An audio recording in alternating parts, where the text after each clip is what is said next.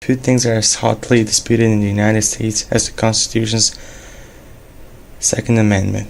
So the Second Amendment is about the right to bear arms, and there is so much violence and mass shooting these days, and we see so much on the media, so I think that's why it's so disputed in the United States these days.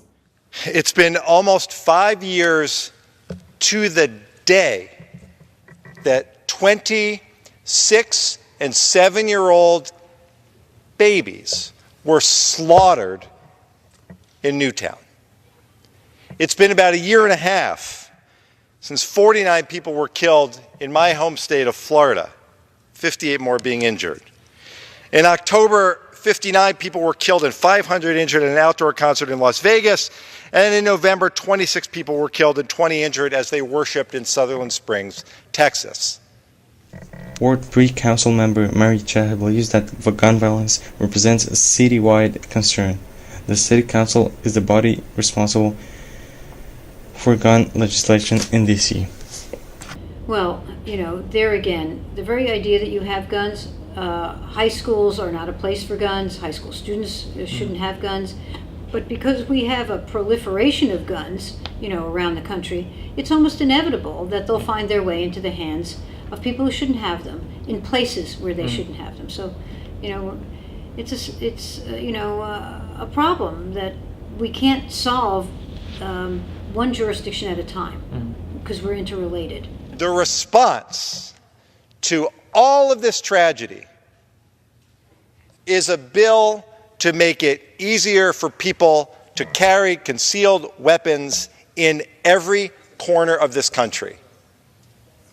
I don't know whose idea, other than the gun corporations, I don't know whose idea it was that this would be the way that we honor the memories of those who've been killed.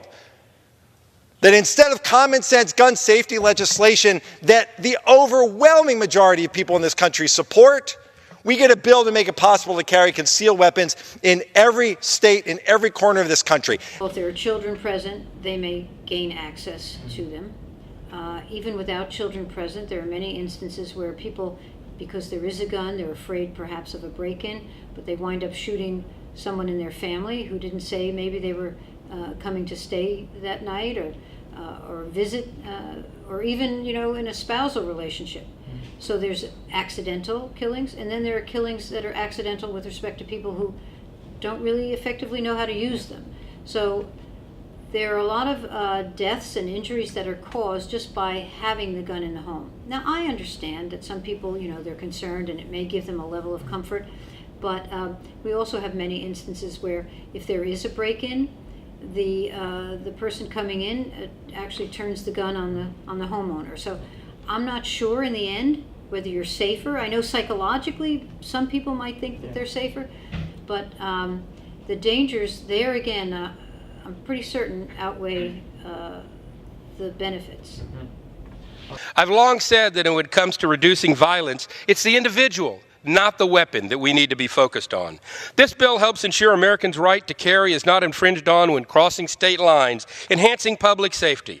In fact, as the chairman stated earlier on here today, a peer-reviewed study shows that states with more restrictive concealed carry laws had higher gun-related murder rates. That's why we need an armed citizenry to protect ourselves and each other. As we saw in the terrible Texas church shooting in Sutherland Springs just recently, the death toll could have been much higher had not an armed citizen be there to confront the gunman. There are those who insist this bill will arm the criminals, but those claims are far from true, as gun laws restricting criminals from access to weapons are already there in their home states. They're going to remain undisturbed. Well, I think what we need to do now is to make sure that our laws are as strict as the law will allow, and then to have strict enforcement. It has to be clear to people that if they're found with a gun and they're not entitled to have a gun, that enforcement will be swift and severe.